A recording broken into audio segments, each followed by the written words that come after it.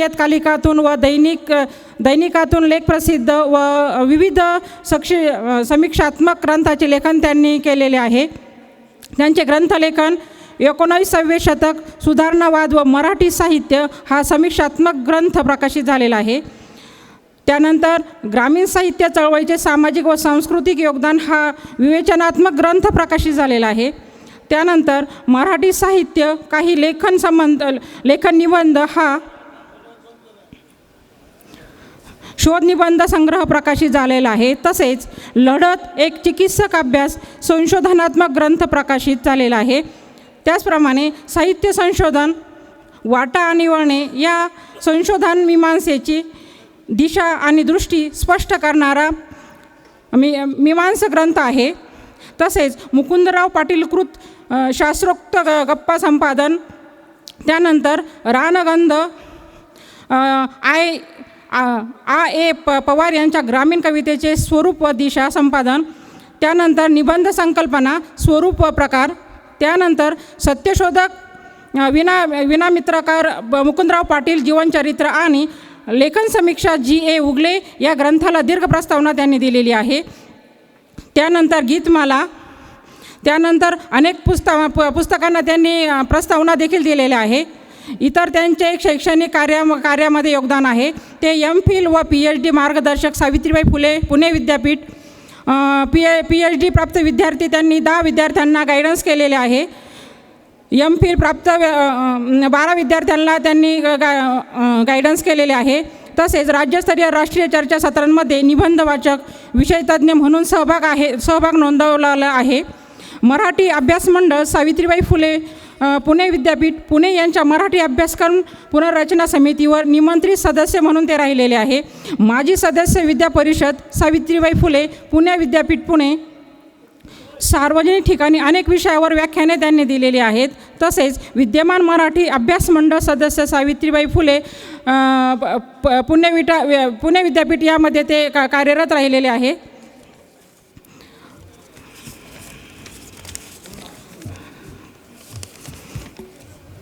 माननीय शेलार सरांचा सत्कार मी महादेव डांबरे सर यांना विनंती करते की त्यांनी मानचिन्ह देऊन त्यांचा सत्कार करावा।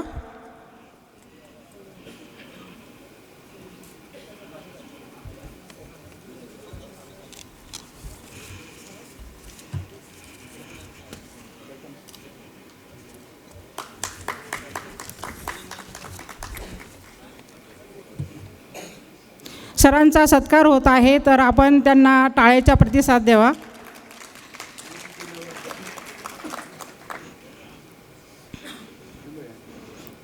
आजच्या या आपल्या 5व्या सत्रामध्ये या विषयाचे प्रास्ताविक करण्यासाठी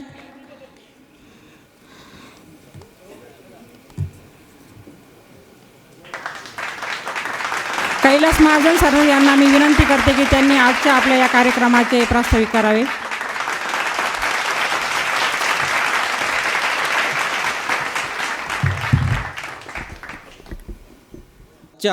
आणि आताच्या संत चक्रधर स्वामी विचार मंचावर उपस्थित आजच्या सत्राचे मुख्य संवादक आदरणीय प्राध्यापक डॉक्टर सुधाकर शेलार साहेब आणि या सत्यशोधक समाजाच्या 43व्या अधिवेशनासाठी महाराष्ट्राच्या कानाकोपऱ्यातून या ठिकाणी उपस्थित असलेले सर्व बंधू आणि भगिनींनो, सर्वांना जय सत्यशोधक। हे अधिवेशन कालपासून सुरू झाले आणि आज हे अधिवेशनाचे 5वे सत्र आहे। वेगवेगळ्या सत्रांमध्ये वर्तले या ठिकाणी विचार मांडलेले आहेत आणि आजच्या 5व्या सत्राचा आपला विषय आहे संतांची अभिजात मराठी ज्ञान भाषा ठरू शकेल। पुढे प्रश्नचिन्ह आहे। याचा अर्थ असा होतो की जी संतांची भाषा आहे, जी अभिजात भाषा आहे, ती ज्ञान भाषा ठरू शकेल का? म्हणजे आपण त्या भाषेने ज्ञान घेऊ शकणार का? आपण जे आता ज्ञान घेतो आहे ते मराठी भाषेतून घेतो आहे का? कोणत्या भाषेतून घेतो आहे?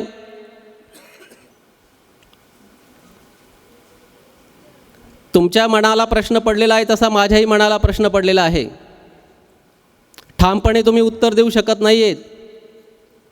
सांगा, आपण जे आज ज्ञान घेतो आहे, आपल्याला जे ज्ञान मिळतं आहे ते आपण मराठी भाषेतून घेतो आहे का? वर्तमान काळामध्ये मराठी भाषा एवढी परिपक्व झालेली आहे का? तिच्यामध्ये एवढी ताकद आहे का की आपल्याला आपण ते ज्ञान, आजच्या काळातलं ज्ञान आपण घेऊ शकू का? सकाळपासून उठल्यापासून तर रात्री झोपेपर्यंत इंग्रजीचा वापर केल्याशिवाय आपण आपला व्यवहार शक्य होत नाही. बरोबर आहे की नाही? त्याच्यामुळे आयोजकांनी कदाचित हा विषय या ठिकाणी ठेवलेला आहे. गेली 700-800-1000 वर्षांपासून संतांनी मराठी भाषेला सजवलं, फुलवलं, समृद्ध केलेलं आहे. तरीही आज आपल्याला शंका येते आहे की आपण त्या भाषेतून ज्ञान मिळवू शकू की नाही. मराठी भाषा ही बहुजनांची भाषा आहे आणि आज बहुजनांच्या भाषेला बोलीभाषा म्हणतात. महाराष्ट्रामध्ये अनेक प्रकारच्या भाषा बोलल्या जातात, परंतु त्या कोणत्या भाषा आहेत? बोलीभाषा आहेत. आणि अशा बोलीभाषा बोलणाऱ्यांना काही ठराविक लोक काय म्हणतात? हे अडाणी आहेत, अशिक्षित आहेत, यांना शुद्ध भाषा बोलता येत नाही, असाही एक विचार समाजामध्ये आहे. मग असं असताना आपण मराठी भाषेतून ज्ञान घेऊ शकू का? असाही एक प्रश्न आहे. आणि हे सर्व प्रश्न शेलार साहेब या ठिकाणी आपल्या संवादातून या ठिकाणी त्यांचं स्पष्टीकरण देणार आहेत. मी शिक्षक आहे. आता एक 2-4 दिवसांपूर्वीचा विषय निपुण चाचणी झाली मुलांची, ती मोबाईलद्वारे घेण्यात आली ऑनलाईन. त्याच्यामध्ये प्रश्न प्रमाण भाषेमध्ये होते. उत्तरं देताना मुलं आपल्या बोलीभाषेमध्ये द्यायचे, उच्चारांमध्ये फरक यायचा, भिन्नता असायची. त्याच्यामुळे ते ॲप ते उत्तर स्वीकारत नव्हतं. हुशार मुलं त्या टेस्टमध्ये नापास येत होती. कशामुळे? बोलीभाषा वेगळी, प्रमाण भाषा वेगळी. मग आपण आपल्या बोलीभाषेतून ज्ञान घेऊ शकू का? ही मनामध्ये एक शंका आहे. आपल्याला काय करता येईल, याच्यावर काय उपाय करता येईल, हे आपल्याला शेलार साहेब आपल्या याच्यातून स्पष्टीकरणातून या ठिकाणी सांगणार आहेत. आत्ता या ठिकाणी साताऱ्यामध्ये आपलं हे अधिवेशन सुरू असताना त्या ठिकाणी तिकडे मराठी साहित्य संमेलन भरलेलं आहे. तिथेही मराठी भाषेवरती चर्चा गेल्या 2-3 दिवसांपासून सुरू आहे. काही दिवसांपूर्वी मराठी भाषेला अभिजात भाषेचा दर्जा मिळालेला आहे. अनेक लोकांना माहीतच नाही. एकमेकांना विचारतात, अभिजात भाषेचा दर्जा मिळाला म्हणजे काय रे भाऊ, काय झालं? अभिजात भाषेचा दर्जा मराठी भाषेला मिळाला, नेमकं म्हणजे काय झालं हे अनेक लोकांना अजूनही माहिती नाही. मराठी भाषा अभिजात नव्हती का? ती अभिजातच होती. पूर्वीपासूनची ती भाषा आहेच, ती समृद्ध आहे. फक्त आपण आजपर्यंत त्या भाषेतून ज्ञान मिळवण्यामध्ये अपयशी ठरलेलो आहे. आणि त्याचं काय कारण आहे हे साहेब सांगतील आपल्याला. आणि दुसरी गोष्ट अशी की भाषेसाठी इतर राज्यांपेक्षा मला वाटतं आपल्या महाराष्ट्रामध्ये जास्त आंदोलनं होत आहेत, जास्त चर्चा होत आहेत, जास्त भाषणं होत आहेत. खडाजंगी जी सुरू आहे ती मराठी भाषेवरती सुरू आहे.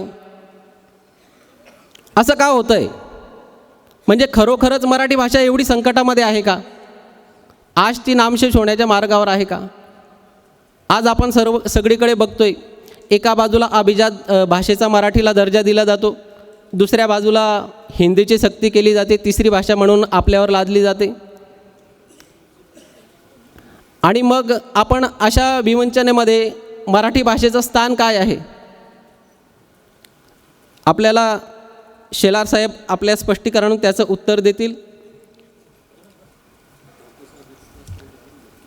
आणि अशा अनेक प्रश्न जे तुम्हाला पडलेत ते मलाही पडलेले आहेत. या सर्व प्रश्नांची उत्तरं शेलार सर आपल्याला देणारच आहेत. परिस्थिती कठीण आहे. कसं आहे, मराठी भाषेमध्ये विज्ञान आणि तंत्रज्ञान शिकवणं आजच्या वर्तमान काळामध्ये सोपं राहिलेलं नाही आहे, फार कठीण झालेलं आहे. कारण जेवढं विज्ञान आणि तंत्रज्ञानाचा शोध लागलेला आहे तो बाहेरच्या देशांमध्ये लागलेला आहे, आपल्या देशांमध्ये लागलेला नाही आहे. त्याचं कारण बहुजन समाजात सगळ्यांना माहिती आहे. आणि आज तर असं झालेलं आहे की आपण फक्त भारतातल्याच भाषा नाही तर जागतिक स्तरावरच्या भाषा म्हणजे इतर देशांच्या भाषासुद्धा आज आपल्याला शिकण्याची या देशामध्ये संधी मिळालेली आहे. आपल्या विद्यार्थ्यांना असं तयार करायचं आहे की जगाच्या स्पर्धेमध्ये तो टिकला पाहिजे, असं विद्यार्थ्यांना आपल्याला आज तयार करायचं आहे. मग जर एवढं सगळं आपल्याला करायचं असेल तर मग मराठी भाषा टिकणार कशी आहे, मराठी भाषेतून आपण ज्ञान कसं घ्यायचं आहे. खेड्यापाड्यांमध्ये आमच्याकडे पालक येतात, ज्या विद्यार्थ्याला साधं लेखन वाचन करता येत नाही, मुळाक्षरांचं ज्ञान नसतं, ते पालक येऊन सांगतात, सर याला इंग्रजी शिकवा, सर याला इंग्रजी शिकवा. म्हणजे असा त्यांचा अट्टाहास सुरू आहे. म्हणजे एवढं अंतर पडलेलं आहे मराठी भाषेमध्ये इतर भाषांमध्ये. तर हे अंतर आपल्याला कमी कसं करता येईल, ह्या सगळ्या मनामध्ये अनेक शंका आहेत. या सर्व शंकांचं निरसर, आपल्या मनातल्या प्रश्नांची उत्तरं साहेब या ठिकाणी आपल्याला देतीलच. आणि आता सर्वजण जेवून आलेले आहेत. थोडंसं विषय गंभीर आहे, हसत खेळत घ्या जेणेकरून सगळेजण ऐकतील, समजून घेतील. आणि एवढी साहेबांना विनंती करतो आणि माझं प्रास्ताविक या ठिकाणी संपवतो. जय सत्यशोधक.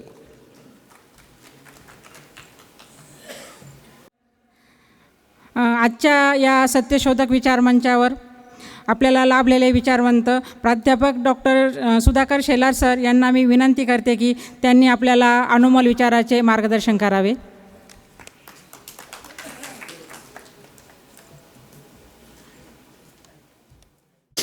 खरं जर म्हणाल तर प्रास्ताविककर्त्यांनी माझं बरंचसं काम हलकं केलेलं आहे. त्यांनी या विषयाची एक पार्श्वभूमी तुमच्यासमोर निश्चितपणानं मांडलेली आहे.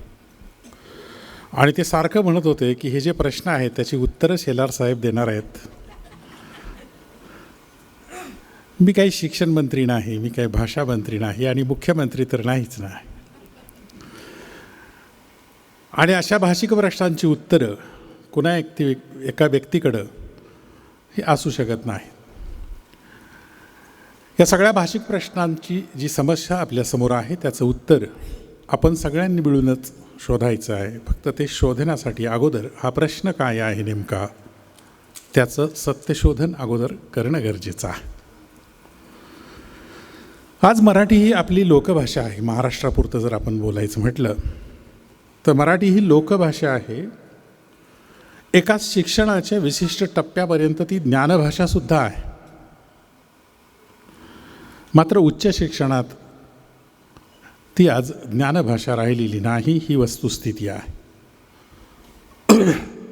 आता हे असं का होतं याच्या संदर्भातलं विवेचन आपण जर नीटपणानं लक्षात घेतलं तर मग या जागतिकीकरणामध्ये मराठी भाषा टिकवायची की नाही, टिकवायची असेल तर ती कुणी टिकवायची, कशासाठी टिकवायची, का टिकवायची, ती टिकवण्यासाठी नेमके कोणते प्रयत्न करायचे आणि कुणी करायचे, असा सगळा हा चर्चेचा भाग आहे. म्हणजे मराठी आता अभिजात ठरली. मगाशी त्यांनी उल्लेख केला की मराठी ही अभिजात भाषा ठरली, पण ती ज्ञानभाषा होणार आहे का? मग ज्ञानभाषा होणार नसेल तर कोणत्या क्षेत्रात होणार नाही, कोणत्या क्षेत्रात होऊ शकेल, याचा एक अंदाज आपल्याला घ्यावा लागणार आहे. मुळामध्ये पहिली गोष्ट आहे की भाषेचं स्वरूप आपण नीटपणानं लक्षात घेणं गरजेचं आहे. भाषा नावाची जी गोष्ट आहे, मला दिलेला वेळ खरं तर संपून गेलेला आहे. 2:30 वाजता मी सुरू करणार होतो आणि 2:15ला संपवणार होतो. 45 मिनिटांचा वेळ झालटे सर इथं बसलेले आहेत, खैरनार सरही आजूबाजूला असतील. कदाचित प्राध्यापक असल्यामुळे त्यांनी 45 मिनिटांचा वेळ दिलेला असेल मला, तो मी पाळायचा प्रयत्न करेल.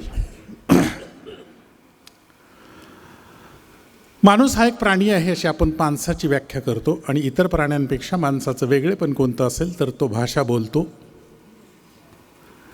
अगदी सुरुवातीच्या काळामध्ये प्राणी ज्या पातळीवरचं संदेशन एकमेकांशी करत होते त्याच पातळीवरचं संदेशन माणूससुद्धा करत असणार. आहार, निद्रा, भय आणि मैथून या ज्या काही नैसर्गिक प्रेरणा आहेत, या प्रेरणांची पूर्ती करण्यासाठी आणि स्वसंरक्षण आणि स्वसंवर्धन करण्यासाठी माणूस मुखावाटे जे काही त्याचे उच्चार निघत असतील, त्यांना काही त्यानं संकेत दिलेले असतील आणि त्या संकेतांचा वापर करून तो जेव्हा टोळी करून राहायला लागला तेव्हा तो एकमेकांशी संपर्क करत असेल. कधीतरी त्याला आपल्या मुखावाटे निघणारे जे स्वन आहेत, जे उच्चार आहेत, जे स्वर आहेत, त्यांची एक रचना करण्याची एक बुद्धी सुचली. त्याची रचना त्यानं केली. एका स्वरापुढे दुसरा स्वर, दुसऱ्या स्वरापुढे तिसरा स्वर ठेवला. या स्वरसमुच्चयाला त्याने काही एक संकेत दिला. त्यातून शब्द अस्तित्वात आला. माणसाला भाषा सापडली आणि मग तो शब्दापुढे शब्द ठेवत वाक्य बोलायला लागला. याच्यातूनच तो विचार करायला लागला. आणि जेव्हा तो विचार करायला लागला तिथेच त्यानं इतर प्राण्यांवरती विजय मिळवला. आता हे प्रदेशानुसार झालेल्या घटना आहेत सगळ्या. म्हणजे महाराष्ट्रामधल्या लोकांनी झाडाला झाड म्हटलं असेल, ब्रिटनमधल्या लोकांनी त्याला ट्री म्हटलं असेल, आणखीन कन्नडमधल्या त्याला काय मरहट्ट वगैरे असं काही म्हटलं असेल. प्रादेशिक जे भेद आहेत, प्रादेशिक पातळीवरती ज्या गरजा होत्या, जे उपलब्ध होतं आणि प्रादेशिक पातळीवरचं जे जगणं होतं, त्या जगण्याच्यानुसार लोकांनी ते शब्द त्याला जे सुचले ते शब्द दिले. त्या शब्दांची विशिष्ट अशा प्रकारची रचना केली. त्यातून तो आपल्या मनातला आशय दुसऱ्याला सांगायला लागला, दुसऱ्याचा आशय समजून घ्यायला लागला. भाषा अस्तित्वात आल्यानंतर तो विचार करायला लागला. मग एका पिढीकडून दुसऱ्या पिढीकडे ज्ञानसंक्रमण व्हायला लागलं. ते सुरुवातीला आपल्याकडं मौखिक परंपरेनं होत होतं. एका पिढीकडून दुसऱ्या पिढीकडे ज्ञान मौखिक परंपरेनं जायचं म्हणून त्याला आपण लोकवाङ्मय असं म्हणतो. या लोकवाङ्मयातून सुद्धा हजारो वर्षांची वाटचाल आपली झालेली आहे. वेगवेगळ्या प्रदेशांमध्ये वेगवेगळ्या भाषांच्याद्वारे ही वाटचाल होत होती. मग नेमकं असं कोणतं संकट आलं आहे की एका भाषक समूहाला दुसऱ्या भाषक समूहाची भाषा शिकण्याची गरज निर्माण झाली? इथे सगळ्यात महत्त्वाचा प्रश्न जो नडलेला आहे तो इथे नडलेला आहे की ही गरज का निर्माण होते? एक तर परकीय राजवट येते, कोणीतरी कोणावर तरी आक्रमण करत आहे. हे आक्रमण केल्यानंतर राज्यकर्त्यांची भाषा स्वीकारावी लागते. आपल्याकडं तर अशी खूप आक्रमणं झालेली आहेत. ज्या संतांचा आपण उल्लेख करतो त्या संतांच्या मराठी भाषेला अभिजात भाषेचा दर्जा मिळाला म्हणतो. त्या सगळ्या संतांनी या परकीय आक्रमणामध्येच मराठी भाषेचाच आग्रह धरलेला आहे. फक्त तेव्हा आपल्या जीवनाचं वर्तुळ खूप छोटं होतं. धार्मिक, आध्यात्मिक आणि काही सामाजिक विषयांच्या पुरतं मर्यादित होतं. म्हणून मग तुमच्या असं लक्षात येईल की सर्वज्ञ चक्रधर स्वामींनी मराठीचाच आग्रह धरलेला आहे. कारण इथे धर्मभाषा संस्कृत होती, लोकभाषा मराठी होती आणि या संस्कृत असणाऱ्या धर्मभाषेतून लोकांना ज्ञान मिळत नव्हतं. म्हणून लोकांच्या भाषेमध्ये, मराठीमध्ये मला हे आणायचं आहे, हेच ज्ञानेश्वरांनासुद्धा अभिप्रेत होतं, हेच चक्रधरांनासुद्धा अभिप्रेत होतं. म्हणून नागदेवाचार्य म्हणाले, जेव्हा केशिराजबास त्यांच्याकडे गेले की मी संस्कृतमध्ये काही एक ग्रंथ रचना करतो, तेव्हा त्यांना सांगितलेले की नको नको केशवदया येणे माझे म्हातारिया नागवतील वगैरे. हे सगळं आपल्याला माहिती आहे. हा मराठीचा आग्रह आहे. संत एकनाथांनी तर हाच आग्रह धरलेला आहे की मराठी संस्कृत भाषा देवे केली, प्राकृत काय चोरापासूनही झाली, असा प्रश्नच त्यांनी उपस्थित केलेला आहे. राजवट यवनांची आलेली आहे. यादवराजाची राजवट गेलेली आहे. बहामणी राजवटीचा कालखंड सुरू झालेला आहे. या राजवटीमध्ये जे संत वाङ्मय निर्माण होतं आहे ते मराठीमधून निर्माण होतं आहे. संस्कृतमधल्या मगाशी जो गीतेचा विषय झाला त्या गीतेचं सगळं अनुवाद भावार्थ दीपिका नावानं ज्ञानेश्वरांनी केलेला आहे. आपल्याला कल्पना आहे. एक मुद्दा थोडासा या विषयाशी अनुषंगन नसेल, पण मगाशी तो विषय ऐकताना माझ्या लक्षात आला की ब्रह्मसत्य जगन मिथ्या हा जो काही वाद आणि हे जे काही तत्त्वज्ञान मांडलं गेलं, ज्ञानेश्वरांनी त्याच्यावरती चांगलं कलम केलं आहे, पण आमच्या कीर्तनकारांना ते कधीच समजलं नाही. ज्ञानेश्वरांनी चिदविलासवाद मांडलेला. ब्रह्माच्या ऐवजी चिदवस्तू आणि हे वैश्व म्हणजे मिथ्या नसून त्या चिदवस्तूचा विलास आहे. हा भौतिकवादी विचार आहे खरं तर, पण हा भौतिकवादी विचार आमच्या लोकांनी कधी स्वीकारला नाही. पुन्हा ब्रह्मसत्य जगन मिथ्या सर्परज्जू न्याय वगैरे इकडे ते केलेले आहेत. तो माझा आजचा विषय नाही. असं आणि मराठीवरती केवढा आत्मविश्वास आहे ज्ञानेश्वरांकडे की त्याने कारणे मी बोले न बोली अरूपाचे रूप दावीन अतेंद्रिय परिभोगवीन इंद्रियान करवी. अतेंद्रिय असणारं हे ईशतत्व शब्दांच्या माध्यमातून मी तुमच्यासमोर अशा पद्धतीनं आणून मांडेल की ज्याचा आस्वाद तुम्हाला इंद्रियांनी घेता यावा. मग पुढे माझा मराठीचा बोलू कौतुके वगैरे वगैरे वगैरे. त्याचं कारण होतं की त्या काळामध्ये मराठीचं समर्थन करणं गरजेचंच होतं.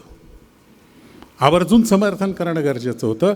कारण जे काही ज्ञान आपल्याकडं जिकडं म्हटलं जातं धर्मग्रंथांचं वगैरे ते सगळं संस्कृतमध्ये होतं, संस्कृत आपल्याला शिकायला बंदी होती, धर्मग्रंथ वाचायला बंदी होती, हे सगळं आपल्या सत्यशोधक मंडळींना माहिती आहे. ठीक आहे, पुन्हा पुन्हा मी सांगायची आवश्यकता नाही. आता ही जी काही आहे सगळं जे काही मराठीचा प्रवास चालू आहे मध्ययुगीन कालखंडामध्ये, मध्ययुगीन कालखंडाचा एक युगधर्म आपण नीट लक्षात घेतला पाहिजे. या युगधर्मावरती धार्मिकतेचं प्राबल्य आहे, धर्माधर्माच्या तत्त्वज्ञानांचं प्राबल्य आहे. आणि धर्माचं तत्त्वज्ञान आपल्याला माहिती आहे, अर्थ काम मोक्ष वगैरे याच्यामध्ये आपण सगळ्यात मोक्षाला स्थान दिलेलं आहे. धर्म त्याच्यासाठी सहाय्यकारी ठरला, काम आणि अर्थ त्यातले अडथळे ठरले. साहजिकच आपलं जीवन हे भौतिकवादी होण्यापेक्षा पारलौकिकतावादी होत गेलं, लौकिकतावादी होण्यापेक्षा पारलौकिकतावादी होत गेलेलं आहे, स्थितीवादी राहिलेलं आहे. रामायण आणि महाभारत कालखंडामध्ये जे संदर्भ आणि जे उल्लेख समाज जीवनाबद्दलचे आढळतात ते पेशवाईपर्यंत तसेच आढळतात. हे नीट लक्षात घ्या. अस्पृश्यता तिथेही होती, तिथेही माणसं बैलगाडी आणि रथानं प्रवास करत होती. पेशवाईच्या अखेरपर्यंतसुद्धा माणसं बैलगाडीनंच प्रवास करत होती. हे नीट समजून घ्या. मग आपल्यावर इंग्रजीचं आक्रमण का झालं हे नीट लक्षात घ्याय. तेव्हाही लोक वाडे बांधूनच राहत होते, पेशवाईच्या अखेरपर्यंत वाडे बांधून राहत होते. तेव्हाही लोक धोतरच नेसत होते. तिथपर्यंत पेशवाईपर्यंतसुद्धा धोतर, सदरा, फेटा वगैरे जे काय असेल तेच चालू होतं. लोक स्थितीवादी होऊन गेलेले होते. कारण धर्म जे सांगत होता त्या धर्माच्या धर्मग्रंथांना कोणत्याही प्रकारचा प्रश्न विचारायचा नाही ही आपली भूमिका होती. त्यामुळे हे जे स्थितीवादी जीवन आहे हे राजवट बदलली तरी हे बदलणारं नव्हतं. याचं कारण बेसिक लक्षात घ्या की आलेली परकीय राजवट आणि आपले स्वकीय राज्यकर्ते हे भौतिक, सामाजिक, सांस्कृतिक, धार्मिक बाबतीत दिसायला वेगळे होते पण आतून धार्मिक बाबतीत सारखेच होते. त्यामुळं राजवट बदलली तरी सामाजिक जीवनामध्ये कोणत्याही प्रकारचा बदल झालेला नाही. मग ब्रिटिश आल्यानंतर नेमकं इथे काय घडलं? ब्रिटिश आल्यानंतर इथे पहिल्यांदा युगधर्म बदलला. ज्ञानभाषेची व्याख्याच बदलली. पूर्वी आपल्याकडं ज्ञानभाषेची व्याख्या म्हणजे काय होती? जी भाषा तत्त्वज्ञान व्यक्त करू शकते, समाजशास्त्र, अर्थशास्त्र, नीतिशास्त्र, ज्योतिषशास्त्र वगैरे मांडू शकते, मराठी मांडू शकत होती. ब्रिटिश इथे आल्यानंतर विज्ञान आपल्याकडे आलं. सामाजिक शास्त्रांचा वेगळा अभ्यास आला, भूगोलाचा अभ्यास आला, भौतिकशास्त्र आली. ह्या भौतिकशास्त्रांची पकड घेणं मग मराठीला अवघड जायला लागलं. ब्रिटिशांनी इथं पहिल्यांदा औपचारिक शिक्षण व्यवस्था असली. मिशनरी लोक आले, त्यांनी धर्मप्रसार सुरू केला. त्यांनी त्यांचं बायबल मराठीमध्ये छापलं, लोकांना वाटलं. लोकांना म्हटले मोफत बायबल घ्या आणि वाचा, वाटलं वाचा, पटलं तर आमचा धर्म स्वीकारा. 1813 पासूनची ही सुरुवात आहे, मिशनऱ्यांना दिलेली परवानगी आहे. नेमकं याच वेळेस आमचे लोक काय करत होते? आमचे लोक आमच्याच हिंदू धर्मातल्या त्रैवर्णिकांना आमचेच धर्मग्रंथ वाचू नका असं सांगत होते. हा फरक नीट लक्षात घ्या. आमच्याच लोकांना हे लोक स्त्रियांना आणि शूद्रांना शिकू नका म्हणून सांगत होते. ब्रिटिशांनी हे सगळं 1818 नंतर त्यांची सत्ता इथे आल्यानंतर बंद केलं आणि औपचारिक शिक्षण व्यवस्था सुरू केल्या. ज्या शाळेमध्ये महात्मा फुले शिकले, जिथे सावित्रीबाई शिकू शकल्या, ब्रिटिश आले म्हणून हे घडू शकलं. हे नीट लक्षात घ्या. आम्हाला शिक्षण धोरणच नव्हतं. आम्हाला शिक्षण धोरण नव्हतं. वाकरू भावेंचा पेशवेकालीन महाराष्ट्र नावाचा एक ग्रंथ आहे, त्याच्यामध्ये पेशवे काळामध्ये कोणत्या प्रकारचं शिक्षण दिलं जायचे त्याचे सगळे तपशील आहेत, कोणाला कोणत्या प्रकारचं शिक्षण दिलं जायचं. मॅकॉलेने पहिल्यांदा हे शिक्षण धोरण आणलं, जो मॅकॉले आज काही लोकांना नको आहे. का नको आहे त्याची उत्तरं मगाच्या व्याख्यानात दडलेली आहे. कारण मग त्रैवर्णिक शहाणे झाले की वर्णाश्रम धर्म बुडायला लागतो. वर्णाश्रम धर्म बुडवायचा नसेल तर मग आजचं शिक्षण धोरण कसं आणलं जातं ते आपण शेवटच्या टप्प्यात त्याच्याकडे येऊ. आम्हाला तेही कळेना, जागेच नाही आहोत आम्ही. तर हे ज्ञानभाषा म्हणजे काय प्रकारची संकल्पना होती बघा. मागच्या युगधर्मामध्ये, मध्ययुगीन कालखंडातल्या युगधर्मामध्ये एक मर्यादित अशा स्वरूपाची संकल्पना होती की जिला मराठी पुरे पडत होती. धार्मिक उपदेश असेल, आध्यात्मिक उपदेश असेल, काही धर्मग्रंथांचं विवेचन असेल, धार्मिक तत्वांचं विवेचन असेल, तत्वांचं विवेचन असेल. भौतिक विद्या आल्या, ब्रिटिशांनी इथे औपचारिक शिक्षण आणल्यानंतर मात्र इथला सगळा मनू पालटला, युगधर्म पालटला. आणि मग ब्रिटिशांचं हे सगळं जगणं मागणं पाहिल्यानंतर आपल्या लक्षात असं आपल्या इथल्या लोकांच्या लक्षात यायला लागलं की आता आपण बदललं पाहिजे. हे औपचारिक शिक्षण मिळाल्यानंतर आम्हाला जग कळायला लागलं आणि मग बदललं पाहिजे म्हटल्यानंतर कसं बदललं पाहिजे. ब्रिटिश इतक्या लांबून इथे आलेत आणि त्यांनी आपल्यावरती सत्ता स्थापन केली. ती कशाच्या जोरावरती केली तर ती या भौतिक विद्यांच्या जोरावरती केलेली आहे. त्यांचं राहणीमान वेगळं आहे, त्यांचं दररोजचा पेहराव वेगळा आहे, त्यांचं शस्त्र वेगळं आहे, त्यांची संस्कृती वेगळी आहे, त्यांचा सामाजिक शास्त्रांचा अभ्यास वेगळा आहे, त्यांचा राज्यशास्त्राचा अभ्यास वेगळा आहे. एकूण मानवी स्वभावाचाच अभ्यास त्यांनी केलेला आहे. तो अतिशय सखोल अशा स्वरूपाचा आहे. आणि म्हणून मुठभर असणारे ब्रिटिश आपल्यावरती राज्य करू शकतात. आपल्याला ही आत्मपरीक्षण केलं पाहिजे. म्हणून मग 19व्या शतकामध्ये हा सुधारणावाद उदयाला आलेला आहे. लोकहितवादींपासून, त्याच्या आधी बाळशास्त्री जांभेकरांपासून ही सुरुवात झाली. आपल्याकडे हे जरा वस्तुनिष्ठपणानं पाहिले पाहिजे बरं का. लोक म्हणतात नाही मग फुल्यांपासूनच म्हणजे अगोदर कोणाचं नावच घेऊ नका, असं नसतंय हो. त्याच्या आधी लोकहितवादींनी त्यांच्याच जातबांधवांना किती शेलकी विशेषणं वापरली आहेत जरा काढून पहा शतपत्रांमध्ये. तिथून ती सुरुवात आहे, पुढे आगरकरांपर्यंत आहे. हा सगळा सुधारणावाद तिथे अस्तित्वात आलेला आपल्याला दिसतो. पण हे होत असताना ह्या ब्रिटिशांचं राहणीमान आणि ब्रिटिशांनी घेतलेल्या भौतिक सुखसाधनांचा शोध आणि त्यांनी हे काय झालं माहिती आहे का. 15वं शतक आहे ना, 15वं शतक ज्या काळामध्ये आपल्याकडे एकनाथ महाराज लिहित होते, त्याच्या अगोदर ज्ञानेश्वर होऊन गेलेले होते आणि नंतर मग संत तुकाराम महाराज आलेले आहे. दरम्यानच्या काळामध्ये मधला शिवकाळ आहे. हे जेव्हा आपल्याकडं चालू होतं 15वं शतक, तेव्हा युरोपामध्ये रेनेसांचा हा कालखंड आहे. आणि ह्या रेनेसांच्या कालखंडामध्ये तिथे या सगळ्या पोपची जी धर्मसत्ता आहे तिला अनेकांनी प्रश्न विचारलेले आहेत. आणि या धर्मसत्तेविरुद्ध अनेक लोक उभे राहिले आहेत. अनेक शास्त्रज्ञ इथे जन्माला आले आहेत, विश्वाविरुद्ध ते उभे राहिलेले आहेत. आणि मग तिथे विज्ञान जे जन्माला आलं त्या विज्ञानाचं रूपांतर तंत्रज्ञानामध्ये झालं, तंत्रज्ञानाचं रूपांतर मग कारखानदारीमध्ये आणि साधनांमध्ये झालं. मग औद्योगिक क्रांती झाली. त्या औद्योगिक क्रांतीनं उत्पादन वाढलं, ते उत्पादन विकण्यासाठी व्यापारी म्हणून आले आणि राज्यकर्ते झाले वगैरे वगैरे आपण जे म्हणतो. ही सगळी प्रक्रिया युरोपमध्ये झालेली आहे.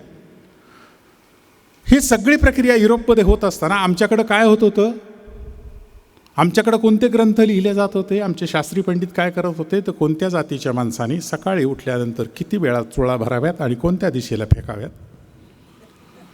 माणूस विवाहित असताना मेला तर त्याचं क्षौर किती दिवस पाळावं, आणि विवाहित नसताना मेला तर किती दिवस पाळावं, विवाहित असताना मेला तर किती दिवस पाळावं, कोणत्या जातीने किती दिवस सुतक पाळावं, काय वाटेल ते चालू होतं. निर्णय सिंधू काय, शूद्र कमलाकर काय, असे अनेक ग्रंथ आहेत. आणि हे सगळं पु. ग. सहस्रबुद्ध्यांनी लिहून ठेवलेलं आहे, जे मराठीतले पहिले PhD आहेत. त्यांच्या नावाचा मुद्दाम उल्लेख करतो आहे मी. महाराष्ट्र संस्कृती नावाचा एवढा मोठा ग्रंथ आहे, त्याच्यामध्ये त्यांनी ते नमूद करून ठेवलेलं आहे. हे सगळं स्थितिवादी जीवन एका बाजूला आहे. दुसऱ्या बाजूला युरोप पुढे गेलेला आहे.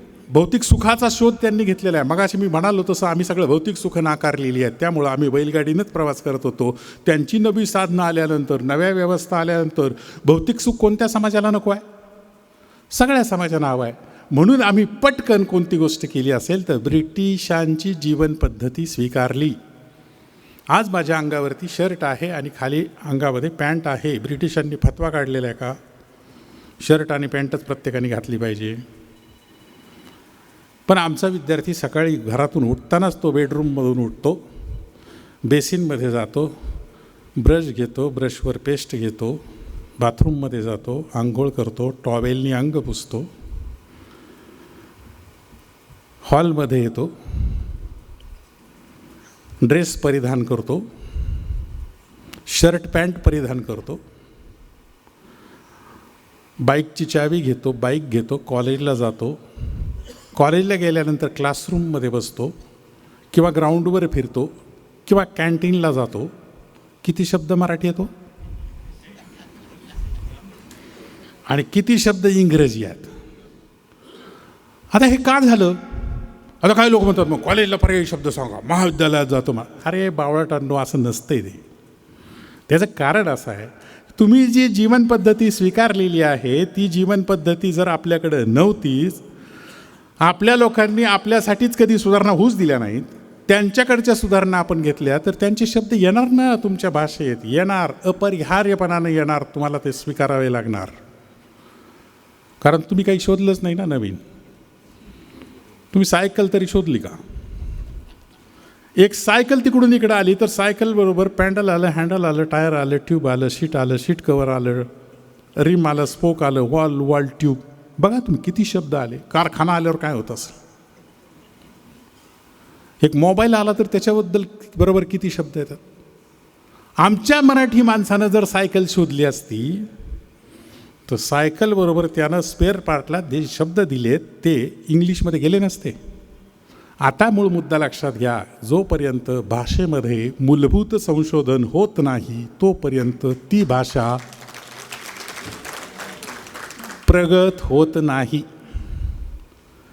असं नसतं किती माझा अभिमान उर भरून आला, यावत चंद्र दिवा करो, जोपर्यंत ज्ञानेश्वर आणि तुकारामांचं नाव या महाराष्ट्राच्या भूमीवरती आहे तोपर्यंत मराठी भाषा अजरामर आहे. हे घोषणापुरतं ठीक आहे, हे व्यासपीठापुरतं ठीक आहे. आणि पोरगं कुठं? इंग्लिश मिडियममध्ये हळूच.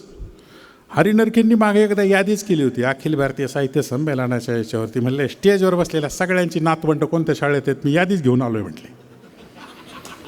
आणि तुम्ही सांगता मराठीचं कौतुक. आपल्या हॉलमध्ये सुद्धा अशी यादी केली तर काय निघेल बघा. म्हणून इंग्रज राजवट आल्यानंतर आपल्याकडं युगधर्म बदलला. मग आपण भौतिकवादी झालो, मग इहवादी झालो. माणूस केंद्रस्थानी आला, इथे धर्म केंद्रस्थानी होता, ईश्वर केंद्रस्थानी होता. तो पहिल्यांदा माणूस केंद्रस्थानी आला. आणि माणूस केंद्रस्थानी आणण्याचं सगळ्यात मोठं काम जर कोणी केलं असेल तर ते महात्मा फुले यांनी पहिल्यांदा केलेलं आहे.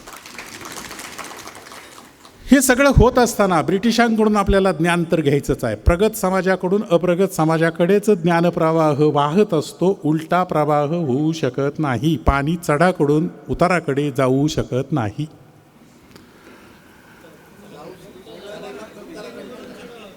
उताराकडून चढाकडे जाऊ शकतं? जाऊ शकत नाही. चढाकडून उताराकडेच वाहतं.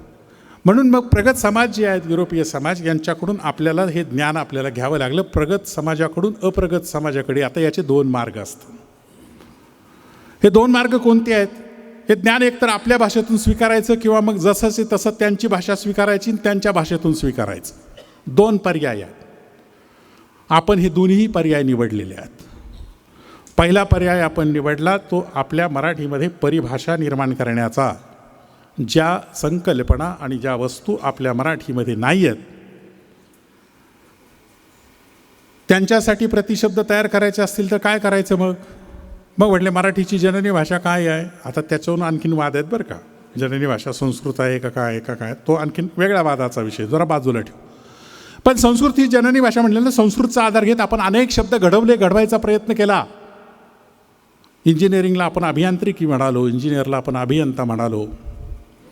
अनेक आपल्याकडे प्रयत्न झालेत. वाईच्या विश्वकोश मंडळानं असेल, महाराष्ट्र राज्य साहित्य संस्कृती मंडळानं अनेक कोश निर्माण केले, परिभाषा कोश निर्माण केले, की जे आपण ज्याचा वापर करत 10वीपर्यंतचं विज्ञान आपण मराठीमधून शिकतो आहोत.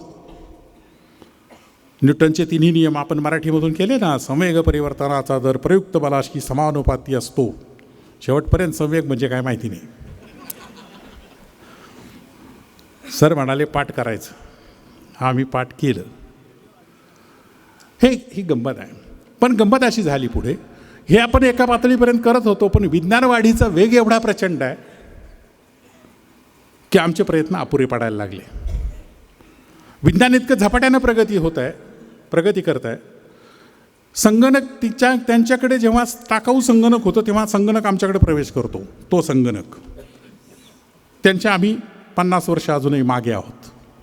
आणि मग हे जे झपाट्यानं त्यांचं तंत्रज्ञान पुढे जातं आहे, विज्ञान पुढे जातं आहे, ते सगळंचे सगळं मराठीमध्ये आणण्यासाठी आम्ही अपुरे पडतो. मग आम्ही जातो दुसऱ्या मार्गाकडं की त्यांची भाषा शिकून घ्यायची आणि त्यांच्या भाषेतूनच विज्ञान आत्मसात करायचं.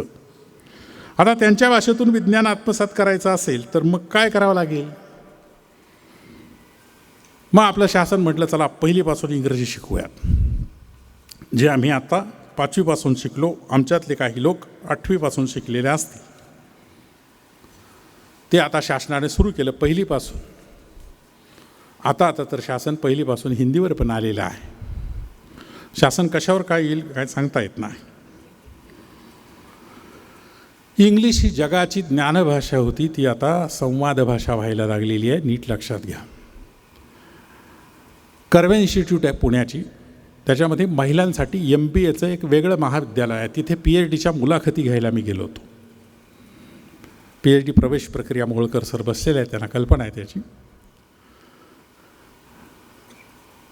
तर तिथे ज्या 18 विद्यार्थिनी आलेल्या होत्या आणि मी VC नॉमिनी म्हणून गेलेलो होतो, त्या 18पैकी 18च्या 18 विद्यार्थिनी इंग्लिशमध्ये फाड त्या MBA व्यवस्थापनशास्त्र त्याच्याबद्दलचं सगळं मांडणी करत होत्या. मी फक्त ऐकतच होतो. मला निम्म कळत होतं, निम्म कळत नव्हतं.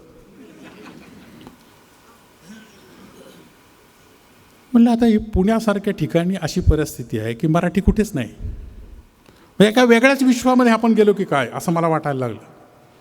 इतका बदल या सगळ्या पुण्या मुंबईच्या पट्ट्यात आणि आपल्याकडे झालेला. मग मुद्दा असा येतो, हे मराठी संस्कृतीचे नेमके कैवारी कोण आहेत? कोणाला वाटतं मराठी टिकावी? त्याची यादीच आणलेली आहे मी. ज्यांचं उदरनिर्वाहाचं साधन मराठी भाषेवर अवलंबून आहे असे आमच्यासारखे शिक्षक प्राध्यापक, ज्यांची उदरनिर्वाहाची भाषा इंग्रजी झाली आहे पण दुसऱ्यांनी मात्र तिथे प्रवेश करू नये असं वाटणारे प्रस्थापित लोक,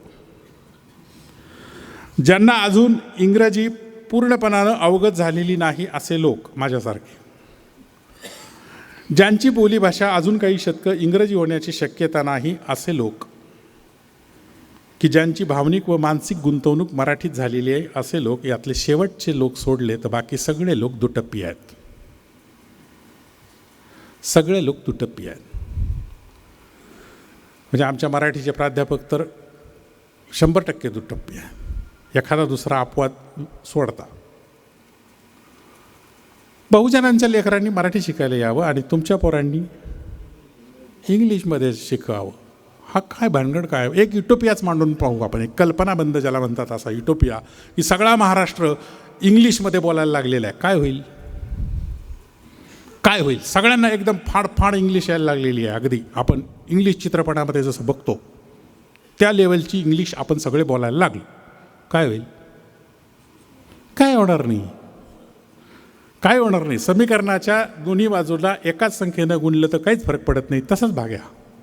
पण काहींना शिकायचं आहे, काहींना तिथे येऊ द्यायचं नाही, काहींना शिकूच द्यायचं नाही. हा जो डावपेचाचा भाग आहे, हा सगळा भाग आहे. आता मग मराठीचं काय करायचं? मराठी संस्कृतीचं काय करायचं? मराठी जगण्याचं काय करायचं? ते तर टिकलं पाहिजे का तेही सोडून द्यायचं आपल्याला? हा इथल्या आत्मचिंतनाचा विषय आहे.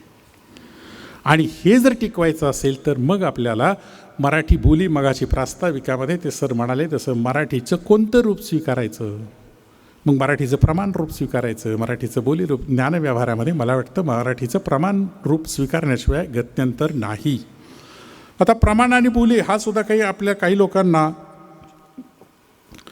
प्रमाण भाषा आणि बोली म्हणजे भाषेतील प्रामाण्यता ही जात धर्म निरपेक्ष आहे. हो खरं तर हा प्रमाण भाषा लेखनाचा आग्रह त्यांना भाषेच्या शुद्धतेचा आग्रह वाटतो असं नाही. शुद्ध अशुद्ध या कल्पना डोक्यातून काढून टाका. आधुनिक भाषा विज्ञानानं हे सांगितलेलं आहे, कुणाचीही भाषा शुद्धही नसते आणि अशुद्धही नसते, ती फक्त भाषा असते. भाषा हे संवादाचं माध्यम आहे. पण जेव्हा ज्ञानव्यवहारामध्ये ती येते तेव्हा तिला काही एक प्रामाण्य असावं म्हणून काही नियमांमध्ये तिला बांधलं जातं. म्हणून मग प्रमाण भाषाविषयक लेखन नियम असं आपण त्याच्यात बदल केलेला आहे. आता शुद्ध लेखनाचे नियम असं त्याला म्हणत नाहीत. मग प्रमाण भाषाविषयक लेखनाचे नियम असतील तर मग कोणती भाषा प्रमाण? मग पुण्या मुंबईचीच भाषा का प्रमाण? इकडं जालन्याची का नाही? त्याच्या खाली जळगावची का नाही? साधी गोष्ट आहे. आपलं पुणे ही पेशव्यांची राजधानी होती. आणि तिथे पाडाव करून ब्रिटिशांनी तिथेच राजधानी सुरू केली. मुंबई आणि पुणे हा पट्टा. बंगालमध्ये जसं कलकत्त्याला झालं, कलकत्ता आपल्यापेक्षा पुढे होतं. आधी छापखाना तिकडं आला आहे, नंतर आपल्याकडं आला आहे. मग मुंबईला आला, मुंबईहून तो पुण्याला आला. आता पुण्याला आल्यानंतर झालं काय, गंमत बघा कशी होते, भाषेची गंमत बघा.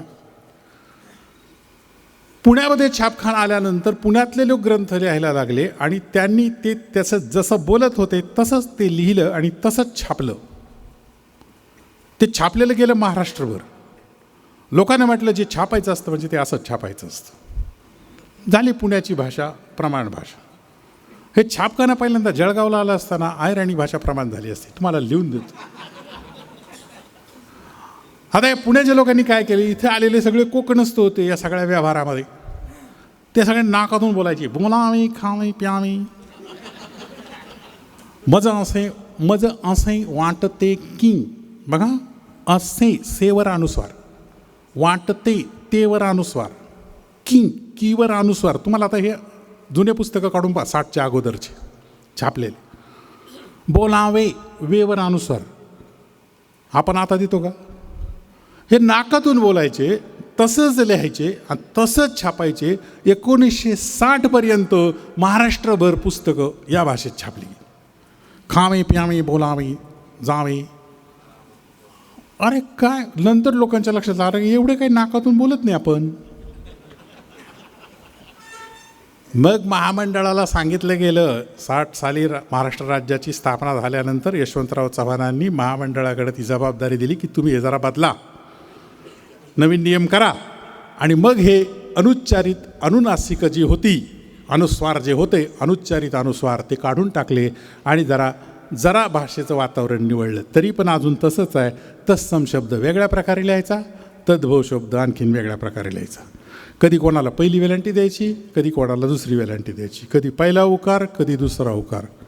मला काय म्हणायचं आहे, जर तुम्हाला लेखनवेग पकडायचा असेल, संगणकासाठी तुमची भाषा सोयीची करायची असेल आणि मराठी खरोखर टिकवायची असेल, मराठी लेखन टिकवायचं असेल, तर पहिली आणि दुसरी वेलांटी आमच्या मराठीमध्ये जर स्वनिमिक नसेल, म्हणजे अर्थबदल करणारी नसेल, तर पहिल्या आणि दुसऱ्या वेलांटीसाठी एकच एक चिन्ह आम्हाला करता येणार नाही का? दोन्ही उकार मिळून एकच चिन्ह करता येणार नाही का?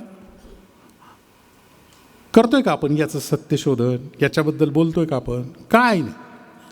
मग ज्याला वाटेल तसं, वाटेल तशी वेलांटी उकार द्यायचं.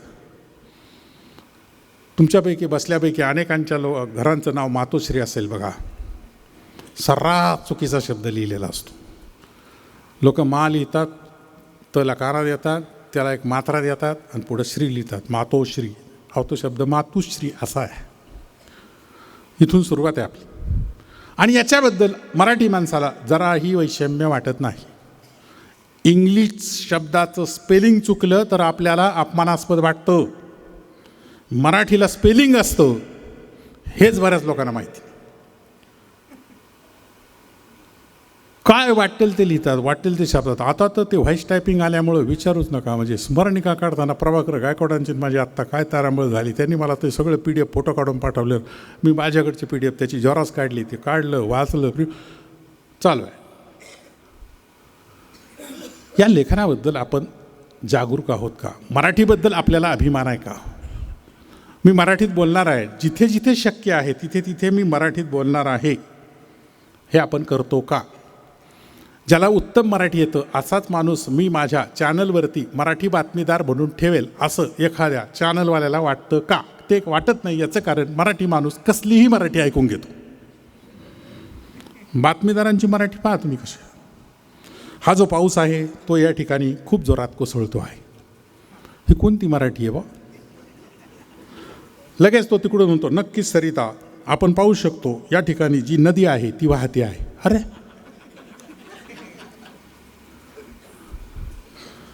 सरिताला सांगतोय पुन्हा नदी वाहते आहे. ही जी नदी आहे, ही जी आग आहे या ठिकाणी ती भडकलेली आहे. अरे काय बोलताय काय तुम्ही? चाललंय काय? काय वाटेल ते चालू असतं आणि हे मराठी माणूस ऐकून घेतो. ऑनलाईन शॉपिंगमध्ये आपण किती वेळा मराठीचा आग्रह धरतो. मराठी ज्ञानभाषा होईल की नाही वगैरे हा नंतरचा भाग आहे. त्याच्यासाठी खूप प्रयत्न करणं गरजेचं आहे. संगणक सगळा मराठीतून शिकवणं सोपी गोष्ट नाही. एवढ्या त्या कन्सेप्ट्स आहेत आणि एवढं ते ज्ञानविज्ञान तुम्ही 10 पावलं त्यांच्या मागे टाकीपर्यंत ते लोक 20 पावलं तुमच्या पुढे जात आहेत. तुम्ही कुठवर त्यांच्या मागे पळणार आहात? हा फक्त मराठीपुरता प्रश्न नाही आहे, हा सगळ्याच प्रादेशिक भाषांपुरता प्रश्न निर्माण झालेला आहे. भारतासारख्या विकसनशील देशामध्ये जी राज्य आहेत आणि जिथे जिथे प्रादेशिक भाषा आहेत त्या सगळ्यांसमोरच हा प्रश्न निर्माण झालेला आहे.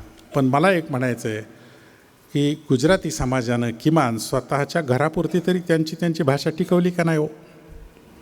त्यांच्या समूहामध्ये तरी ती बोलतात की नाही? बघा तुम्ही ते त्यांच्या घरात 4 गुजराती एक माणसं एकत्र आल्यानंतर बरोबर चाललेलं असतं. त्यांची ती ज्ञानभाषा आहे, त्यांची ती व्यवहार भाषा आहे. पण व्यवहार भाषा अभिमानानं जपलेली आहे. आपलं मराठी 2 मराठी माणसं एकत्र आली की ते हिंदीत बोलायला लागतात, पहिलीपासून न शिकवता सुद्धा. कारण हिंदी आपल्याला एवढी जवळची आहे, भाषा भगिनी आपली लिपीसारखी आहे आणि लहानपणापासून हिंदी चित्रपटांचा प्रभाव आपल्यावर असल्यामुळं हिंदी आपण आपोआपच शिकतो. फडणवीसांनी कष्टच घेऊ नये, गरज नाही हो. उगीच तर काहीतरी राजकीय निर्णय घ्यायचे, त्याचं समर्थन परवासुद्धा संमेलनामध्ये समर्थन केलं त्यांनी. गरज नाही आहे त्याची, पण कुठेतरी काहीतरी पाठीवर शाबासकीची थाप मिळवून घ्यायची असते वगैरे. जातो तो राजकीय प्रश्न वेगळा आहे. म्हणजे एका बाजूला मी गुजराती समाजाचं हे उदाहरण तुम्हाला देतो आहे की त्यांनी घरगुती व्यवहारात मराठी टिकवून ठेवलेली आहे, आणि दुसऱ्या बाजूला आमच्या नातवंडांना मराठी येत नाही हे कौतुकानं सांगणाऱ्या मराठीच्या प्राध्यापिका आमच्याकडे आहेत. कसा मराठीचा विकास होईल?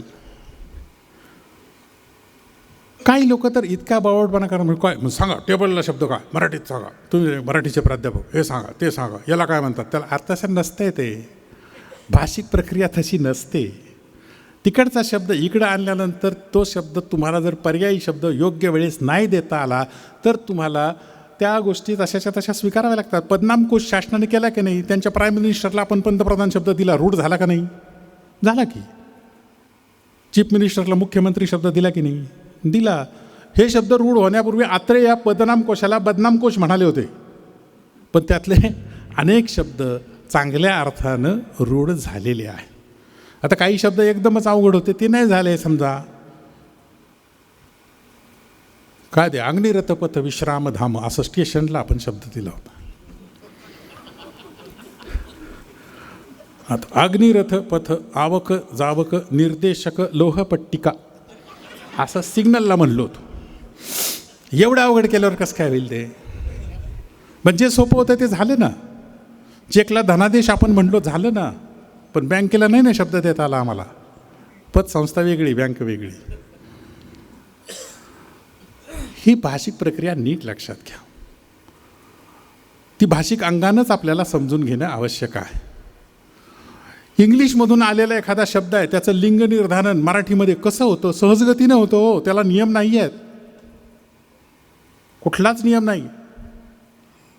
ते टेबल, तो पेन, ती पेन्सिल कुणी सांगितलं? आपोआप ठरलं. हे लिंगव्यवस्थासुद्धा सहजगतीनं आहे. भाषा इतक्या सहजगतीनं जात असते. पण आपली संस्कृती आपल्याला प्रिय असेल, ते टिकवायची असेल तर भाषेकडं अधिक जाणकारीनं बघणं गरजेचं आहे. आणि मग किमान व्यवहारापुरती, किमान घरापुरती, आपल्या सणापुरती, आपल्या सगळ्या एकूण सामाजिक व्यवहारांपुरती तरी ती आपण टिकवली पाहिजे. कारण मराठी जगणं हे काही एक मूल्यात्मक दृष्टीनं इतर सगळ्या प्रांतांपेक्षा वेगळं आहे का याची अगोदर आपण खात्री करावी. ते वेगळं असेल तर हे मूल्यात्मक जगणं आपल्याला टिकवायचं असेल तर मग हे करणं गरजेचं आहे. नुसतं भोजपुरी चित्रपटगृह बंद पाडून आणि दुकानांच्या पाट्या बदलून मराठीची उन्नती होणे नाही. याचं कारण असं आहे की दुसरं एक कारण असं आहे की मराठी माणूस आणि त्याचा स्वभाव आणि मग भाषा. मराठी माणूस संशोधनात मगाशी मी म्हणालो तसं मागेच आहे आणि उद्योगधंद्यांमध्ये सुद्धा तो मागेच आहे. जोपर्यंत मराठी माणूस चिकाटीनं या सगळ्या क्षेत्रांमध्ये प्रवेश करत नाही, श्रीमंत होत नाही, तोपर्यंत तुमच्या भाषेला किंमत येत नाही. श्रीमंताच्या भाषेलाच किंमत येऊ शकते, हे नीट लक्षात गणित घ्या. आज आपल्याला आपल्या घरातला कारागीर फरशी बसवायला राजस्थानी लागतोय, फर्निचरला तिकडचा लागतोय, गवंडी बिहारी, रंग द्यायला बिहारी, आणि मग महाराष्ट्रातले गेले कुठं? कोणता झेंडा घेऊ हाती? याचं सुद्धा संशोधन व्हायला पाहिजे ना. बघा तुम्ही, मराठी माणूसच मराठी माणसाला काम द्यायला तयार नाही. याचं कारण आहे की तेवढी गुणवत्ता आपल्याला आणि तेवढं कष्टसाध्य जीवन आपल्याला जगायचंच नाही आहे. दिनल्ले गहिल्ले तथ्थ मराठे हे जे वर्णन केलेलं होतं ना उद्यतन सुरीनं, हे मराठी कसे आहेत? कुवलय माला नावाचा ग्रंथ आहे, उद्यतन सुरीनं त्यात मराठ्यांचं वर्णन केलेलं आहे 11व्या शतकामध्ये, की हे दिले घेतले सतत असं एकमेकांशी भांडणारे माणसं आहेत. आजही ते चित्र बदललेलं आहे, अशातला भाग नाही. आपल्या भावकीचं किराणा दुकान चांगलं चाललं असेल, त्याच्या शेजारी लगेच भावकीचा गुंठाभर जागा असेल, तिथे तो शेड टाकतो आणि तिथे किराणा मालाचंच दुकान सुरू करतो. त्याचंही बंद, याचंही बंद.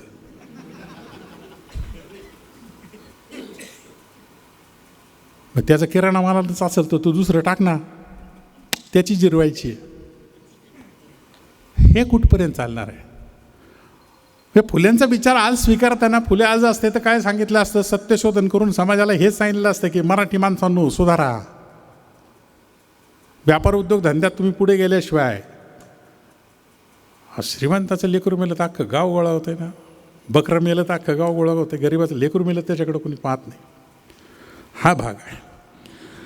आता गंमत अशी आहे की परवा जे आपले विश्वास पाटील कोल्हापूरच्या संमेलनात म्हणालेले आहेत की मराठी जगवणं ही मराठी माणसाची जबाबदारी आहे, शासनाकडे बोट दाखवू नका, असं त्यांचं विधान आहे. आता शासनाकडे बोट दाखवू नका म्हणजे शासन काय फॉरेनहून आलेले का परकीयांचं आहे? आपलंच आहे ना, आपलेच प्रतिनिधी आहेत ते. म्हणजे एका बाजूला अभिजात भाषेचा दर्जा द्यायचा, दुसऱ्या बाजूला नवीन राष्ट्रीय शैक्षणिक धोरण आणायचं, त्याच्या अंतर्गत मग म्हणायचं 20 विद्यार्थी नसतील तर तिथला शिक्षक आम्ही काढून घेऊ, ती शाळा बंद करू. 18,000 का काय आकडा गुरुजी लोकांना माहीत असेल, 18,000 शाळा मराठी शाळा बंद केलेल्या आहेत. आता हे बंद करताना कारण दुसरं काय केलं लोकांनी? गावोगावी इंग्रजीच्या शाळा निघाल्या म्हणल्या, इंग्लिश मिडियमच्या, तिथे लोक प्रवेश घेत आहेत, मग मराठी मिडियमला ॲडमिशन होत नाहीत, म्हणून मग मराठी शाळा बंद. मग त्या इंग्लिश मिडियमला परवानगी दिली कोणी? तुम्हीच. म्हणजे जपान का चीन मला तर आठवत नाही, तिथे एक विद्यार्थिनी आहे म्हणून रेल्वे चालू आहे अख्खी जपानमध्ये. एक विद्यार्थिनीला तिचं शिक्षण बंद होऊ नये म्हणून अख्खी रेल्वे त्यांनी चालू ठेवली. आणि आपल्याकडे आदिवासी वाड्या वस्तींवरचे लोक तुम्ही क्लबिंग करताय, त्यांना तिथून आणताय आणि एका ठिकाणी आणून तुम्ही शिक्षण द्यायचं म्हणताय. सगळ्यात पहिल्यांदा धोका आहे तो मुलींच्या शिक्षणाला आहे, की ज्या मुलींच्या शिक्षणाचा पहिला आग्रह महात्मा फुले यांनी धरलेला होता. हे आमचं शासन अशा दूरदृष्टीचं शासन आहे. हे डावपेच आहेत, हे लक्षात घ्या. मगाशी जे सर म्हणाले ना तसं ते डावपेच आहेत की तुम्हाला शिकूच द्यायचं नाही आहे, येणं केनं प्रकारानं तुम्हाला तुमचं शिक्षण संपवायचं आहे. अनुदानित धोरण आम्हाला इतकं रुतायला लागलं की 2000 पासून आमच्याकडं कायम विनाअनुदानित शाळा सुरू झाल्या, कायम विनाअनुदानित महाविद्यालये सुरू झाली. आता इंजिनिअरिंग मेडिकलपर्यंत ते ठीक होतं समजा, आर्ट्स कॉमर्स सायन्स पण कायम विनाअनुदानित. लोक बिनपगाराचे रिटायर झाले हो, ही वस्तुस्थिती आहे. काहींनी आत्महत्या केल्या, शेतकऱ्यांनीच आत्महत्या केल्या असं नाही, शिक्षकांनी सुद्धा आत्महत्या केल्या, ही आपल्याकडची वस्तुस्थिती आहे. आणि हे विनाअनुदानित धोरण आता इतकं प्रिय झालं की मग पुढं ते कंत्राटावर गेलं, आता CHBवर गेलं. आणि त्याच्यात दुसऱ्या बाजूला राष्ट्रीय शैक्षणिक धोरण नवीन आणायचं आहे, NEP. त्याच्यामध्ये एवढे गोंधळ घालून ठेवलेत की बरोबर त्यांनी सांगितले मल्टिपल एक्झिट आणि मल्टिपल एंट्री. बहुजनाचं पोरगं एकदा मल्टिपल एक्झिट झाल्यानंतर, उच्च शिक्षणाच्या प्रवाहातून ते एकदा बाहेर गेल्यानंतर पुन्हा आत येणार आहे का? त्याला कळतच नाही. एवढे विषय एवढे प्राध्यापकांना कळेना. 2020 पासून राष्ट्रीय शैक्षणिक धोरण आणलं आहे, राबवायला सुरुवात 23-24 पासून केली आहे. आमच्याकडं उच्च शिक्षणात माध्यमिकची मला कल्पना नाही आणि तिथे अजूनही चित्र क्लिअर नाही. ओपन इलेक्टिव्ह नावाचा एक विषय आहे की जो आर्टच्या माणसानं सायन्सचा विषय घ्यायचा, सायन्सच्या माणसानं आर्टचा विषय घ्यायचा किंवा कॉमर्सचा घ्यायचा. ओपन इलेक्टिव्ह, त्याला पोरं आमचे OE म्हणतात. OE म्हणता ते OB म्हणायला लागले. आणि हे कसं 2 क्रेडिटचा, बघा गंमत कशी, शिक्षणाची गंमत बघा कशी करून ठेवली, म्हणजे खेळच. म्हणजे तिकडे झुलॉजीच्या माणसानं 2 क्रेडिटचा मधुमक्षिका पालनाचा कोर्स तयार केला. तो आमच्या FYBAचं पोरगं घेणार आणि ते एका सेमिस्टरमध्ये 2 क्रेडिटमध्ये मधुमक्षिका पालन शिकणार, की जे MSc होऊन त्या मास्तरनी स्वतः कधी केलेलं नाही. आता 2 क्रेडिटमध्ये यांनी जर मधुमक्षिका पालनाचा कोर्स केला आणि हा जर मधमाशा पाळायला लागला गावात, अख्ख्या गावाला मधमाशाचा आम्ही कसं काय ट्रेन होईन तो, असलं काहीतरी करून ठेवलेलं आहे. त्याला हे कळाना, याला हे कळाना, सगळा खेळ सत्यानाश. म्हणजे आणि गंमत अशी आहे की याच्याबद्दल आपलेच लोक कुऱ्हाडीचे दांडे होऊन हे शैक्षणिक धोरण कसं चांगलं आहे पळत सुटलेले आहे. धर्मग्रंथ आणि हे राष्ट्रीय शैक्षणिक धोरण याच्यात साम्य आहे. ज्यांच्या हाती धर्मग्रंथ लिहिण्याची लेखणी होती त्यांनी धर्मग्रंथ लिहिताना काय काय युक्त्या क्लुप्त्या वापरल्यात ते आपण मगाशी पाहिलं. त्यांनी तुम्हाला कधी सुधारूच दिलं नाही. त्या धर्मग्रंथांमध्ये असे काही टाकून ठेवलेत क्लॉजेस की तुम्हाला त्यांनी सुधारूच दिलं नाहीत. त्या लोकांनी तुमच्यासाठी आखलेलं राष्ट्रीय शैक्षणिक धोरण हे तुमच्या उन्नतीचं आणि प्रगतीचं असेल असं जर तुम्हाला वाटत असेल, म्हणजे आपल्याला वाटत असेल, तर आपण मूर्खाच्या नंदनवनात वावरतो आहोत. हे तर खरं आहे. धर्मग्रंथ आपले किती हिताचे होते हे आपल्याला माहिती आहे. तसंच आता हे राष्ट्रीय शैक्षणिक धोरण आणलेलं आहे. 2016ला हुशार लोक आहेत, हुशार, त्यांना पुढचं 50 वर्षानंतरचं नियोजन असतं आणि आपल्याला आपल्या पायापुरतं सुद्धा दिसत नाही. 2016ला विद्यापीठ कायदा बदलला, सगळं शासनाच्या हाती घेतलं. मॅनेजमेंट कौन्सिलमध्ये शासनाचे जे प्रतिनिधी येऊन बसले, आमचेच गेलेले तिथे मॅनेजमेंट कौन्सिलमध्ये गेलेले प्राचार्य लोक त्यांच्या जाऊन पाया पाडायला लागले. साहेब म्हणतील ती पूर्व दिशा, का तर ते शासनाचे प्रतिनिधी आहेत. सगळ्याच विद्यापीठाचे निर्णय ताब्यात घेतले. मग आणलं NEP आणि ह्या NEPमध्ये कोणाचा कोणाला मेळ नाही, कोणी कोणाला नीटपणानं काहीच सांगायला तयार नाही. आणि त्याच्यात हे विनाअनुदानी धोरण, त्याच्यात शिक्षक भरती बंद. म्हणजे शिक्षक भरायला पैसे नाहीत आमच्याकडं, शिक्षकाला पगार द्यायला पैसे नाही. लाडक्या बहिणी मात्र जोरात आहेत. काय तर पुरुषसुद्धा लाडकी बहीण झाले,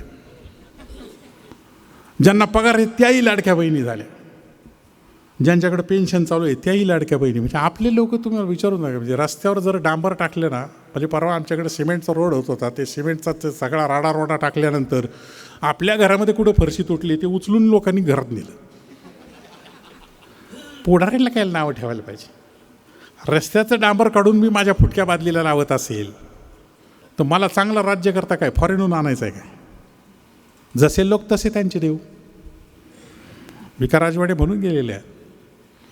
मांसाहारी लोक असतील तर देव मांसाहारी असतात, शाकाहारी लोक असतील तर देव शाकाहारी असतात. श्रीमंतांचे देव श्रीमंत होतात, गरिबाचे देव गरीब असतात. सोन्या रुपयानं मढला मारवाड्याचा बालाजी, शेतकऱ्याचा विठोबा, पाना फुला मंदिराची. बहिणाबाई चौधरींनी कधीच कवितेच्या रूपात हे सांगून ठेवलेलं.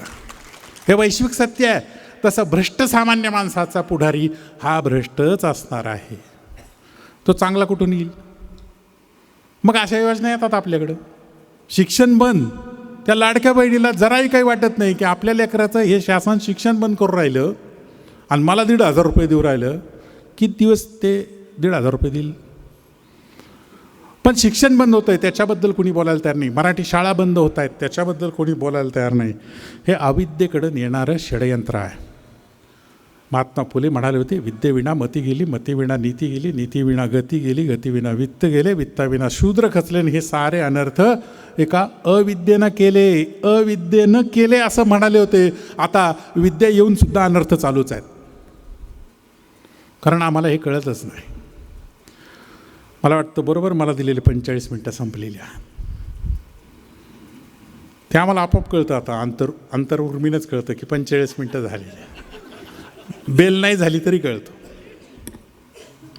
दया पवार यांची एक कविता आहे. त्यामुळे मराठीचा प्रश्न लगेच सुटणार नाही. मी काही इथे उत्तर द्यायला आलो होतो अशातला अजिबात भाग समजू नका. एवढं सोपी गोष्ट नाही ते अवघडच गोष्ट आहे. आणि जसं होईल तसं होईल, त्याचा काही इलाज नाही, त्याला कुणी थोपू शकत नाही, उलटे वारे नाही वाहू शकत तुम्ही.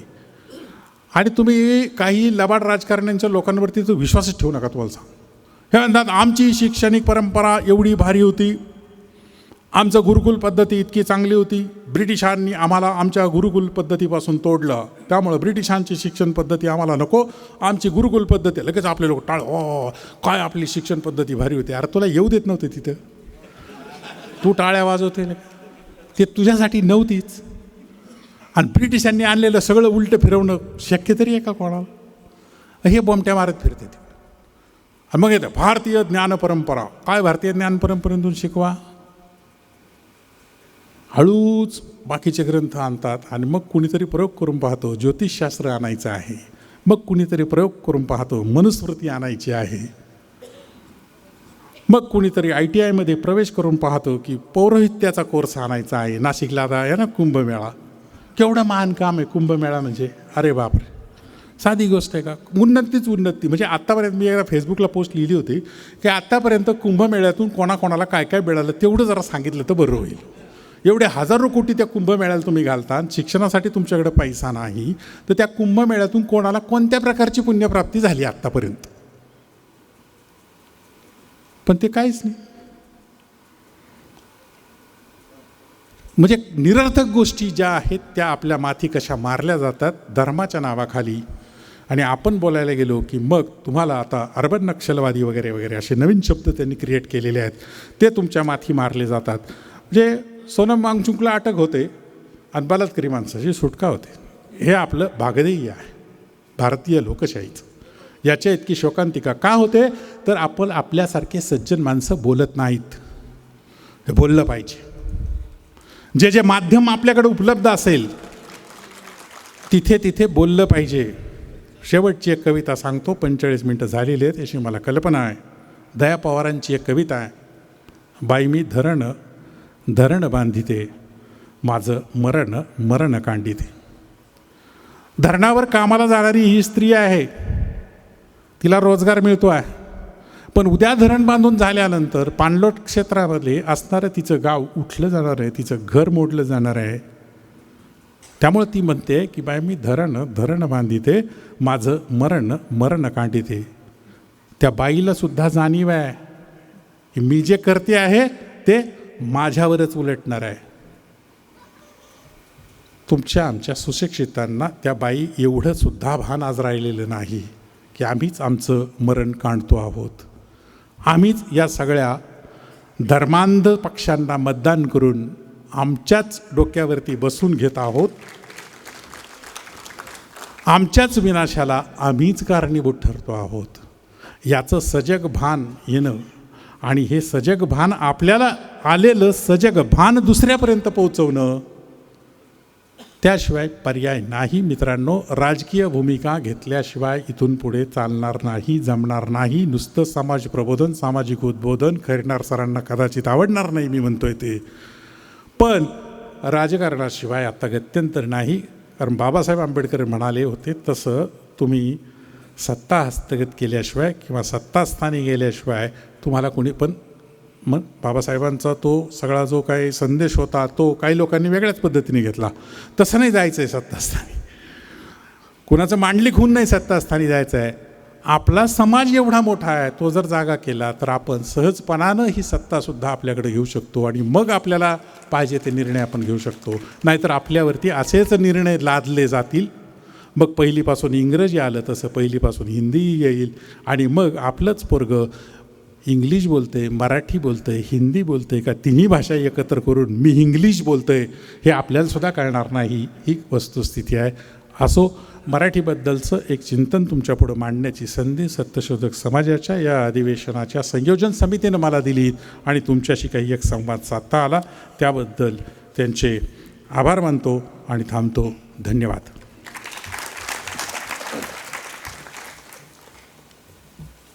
धन्यवाद सर. सरांनी अगदी आपल्या माय मराठी मातेच्या स्तरावर जाऊन आपल्याला मार्गदर्शन केले, त्याबद्दल मी सरांचे धन्यवाद मानते. याच्या आपले सर, मी जेव्हा लघुशब्द निबंध लिहित होते त्यावेळेस मला हे तुम्ही ज्यावेळेस म्हटले की आपण व्हॉईस टाईप करतो, तर त्यावेळेस आपण स्त्रिया हा शब्द लिहिताना तो स्त्रिया होऊन जातो. माझा विषय होता सत्यशोधक चळवळीतील स्त्रियांचे योगदान. मी स्त्रिया म्हणताना ते स्त्रिया होऊन गेलं. ते नंतर चेक केलं की ते स्त्रिया हा शब्द होता. आणि या अशा चुका आपल्याला लक्षात येत नाही. आता मोबाईलच्या वापरामुळं सरांनी सांगितलं की जास्तच हे होतं आहे. आपण चालूमध्ये आपण लास्ट सीन म्हणतो की ते अंतिम दर्शन म्हणायला सर अवघडच वाटतं. तर सरांनी खूप छान मार्गदर्शन आपल्याला केलं. संतांच्या अध्यात्माने, शिवरायांच्या स्वराज्याने आणि फुलेशाहू आंबेडकरांच्या क्रांतिकारी लेखणीने मराठी भाषा पावन झाली आहे.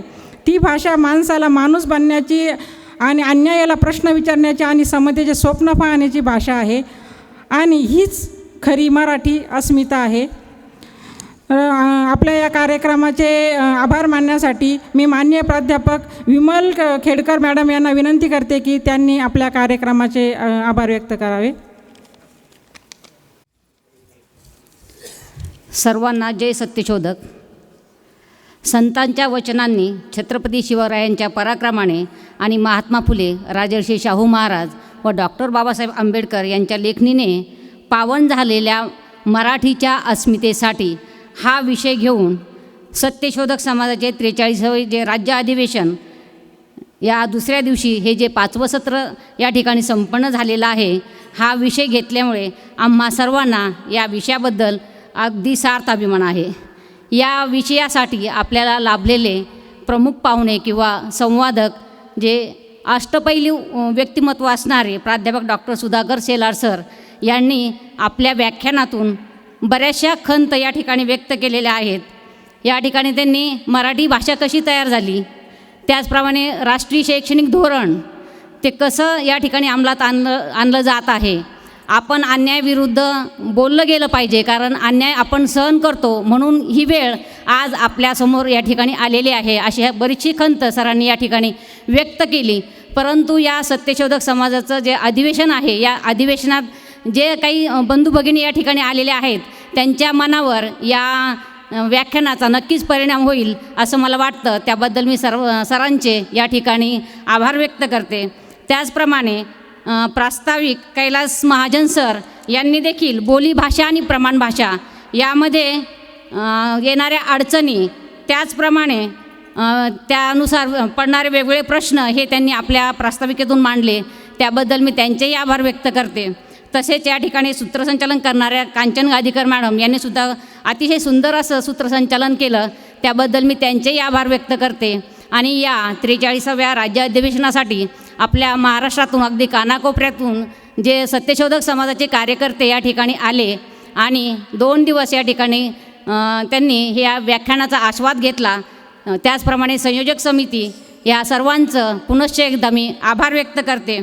आणि मराठी भाषेची त्याचप्रमाणे तिच्या प्रगल्भ वैचारिक परंपरेची ज्योत अशीच अखंड तेवत राहो अशी मी सदिच्छा व्यक्त करते व आभाराचे 2 शब्द या ठिकाणी संपवते.